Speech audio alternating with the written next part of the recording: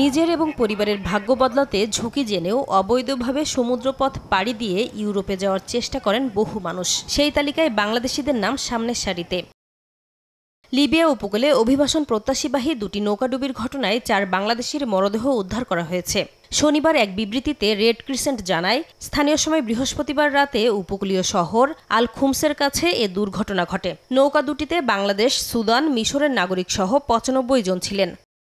Libyan red crescent জানিয়েছে, প্রথম নৌকাটিতে 26 বাংলাদেশি অভিবাসন প্রত্যাশী ছিলেন, যাদের মধ্যে 4 জনের মরদেহ উদ্ধার করা হয়েছে। মরদেহগুলো সংশ্লিষ্ট কর্তৃপক্ষের কাছে হস্তান্তর করা হয়েছে বলে জানা গেছে। দ্বিতীয় নৌকায় মিশর, সুদান সহ বিভিন্ন দেশের 69 জন ছিলেন বলে জানা যায়। স্থানীয় উপকূলরক্ষী বাহিনী ও রেড ক্রিসেন্টের যৌথ তৎপরতায় 91 জনকে জীবিত উদ্ধার করা হয়েছে। এর আগে গত বুধবার আন্তর্জাতিক অভিবাসন সংস্থা জানায়, লিবিয়া উপকূলে অবস্থিত অবসর তেলক্ষেত্র আল বুরির কাছে একটি রাবারের নৌকা ডুবে কমপক্ষে 42 জন নিখোঁজ রয়েছেন। নিখোঁজ সবাই মারা গেছেন বলে ধারণা করা হচ্ছে। 2011 সালে মুয়াম্মার গাদ্দাফির পতনের পর থেকে লিবিয়া ইউরোপমুখী অভিবাসীদের প্রধান ট্রানজিট রুটে পরিণত হয়েছে। দারিদ্র্য, সংঘাত ও অনিশ্চয়তা থেকে পালিয়ে অনেকেই ঝুঁকি নিয়ে সমুদ্রপথে ইউরোপ পৌঁছানোর চেষ্টা করতে গিয়ে মৃত্যুর মুখে পতিত হচ্ছেন।